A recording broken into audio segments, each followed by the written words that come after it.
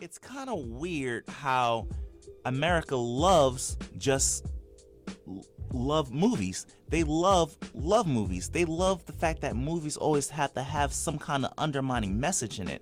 I never actually understood why. I was talking to one of my friends and he informed me that the reason why is because sex sells. Sex sells, love sells, because that pleases two different types of people, men and women. And when it comes to mankind, there's only two different types of groups of humans that you need to worry about, and that's men and women. Obviously, because women like the idea of love. Women like the idea of love in movies. Men like the idea of sex in movies. So if you combine those two together, you easily have both parties interested in it. And like I said, every movie that I've ever seen has that men loving the idea of sex, and then women loving the idea of love. Every movie, like I said, my favorite movie growing up was Space Jam, and Space Jam has both of those things in there.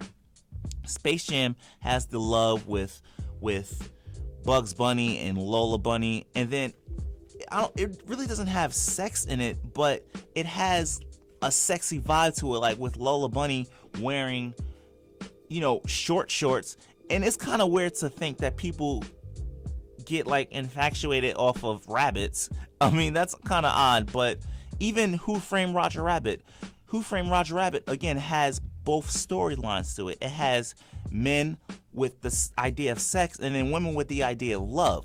Because it is a love story in how one guy, a detective, falls in love with a cartoon character, and then you have a really sexy cartoon character by the name of Jessica Rabbit. It's so crazy how every movie that you've ever seen has that in there. Every single movie. What's one of the movies that I've seen? Like a horror movie, even a horror movie, like I said, with Freddy vs. Jason. Freddy vs. Jason was a great movie. I thought it was a good movie because it had people killing other people, Freddy, I was a big fan of Freddy because he brought comedy into horror movies. Jason just brought death into horror movies. But the love story for women is that I forgot the girl's name, but she was in love with, she had a boyfriend at the time, and then you had the sex thing. She was cute as hell. She was cute as hell. And with that, they make sure to add all that stuff in. Transformers had Megan Fox and Shia LaBeouf. Had the love story in it. A really nerdy guy falls for a really hot chick, and then they bond by meeting a bunch of Hasbro characters. And with the sex thing is that Megan Fox is a sex symbol, at least during that time in her movies, and then because of that, you have all that together to a successful movie.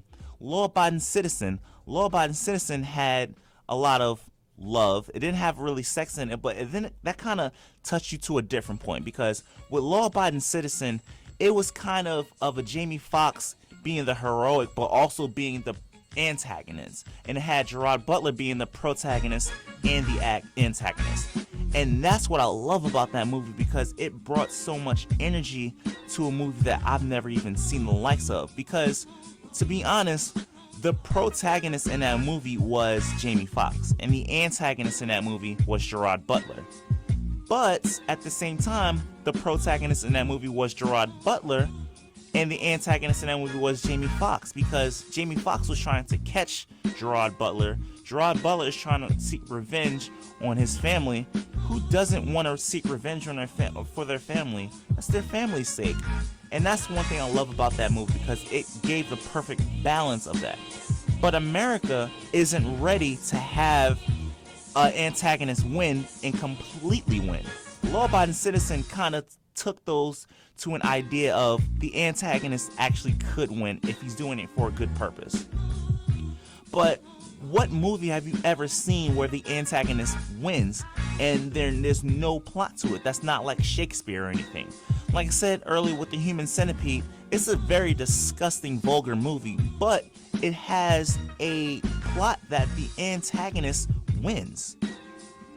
It has a plot that the antagonist wins, and the protagonists she's stuck in the middle of two other people just crying, and it pans out, and you got roll credits there, and it shows you how crazy foreign movies are compared to American movies, where if you see an American movie, you know that that the hero's going to win. You know that the hero's going to win. You know that the antagonist is going to die or go to jail, something like that. You know there's going to be a love story. You know that good guy is going to find the good girl.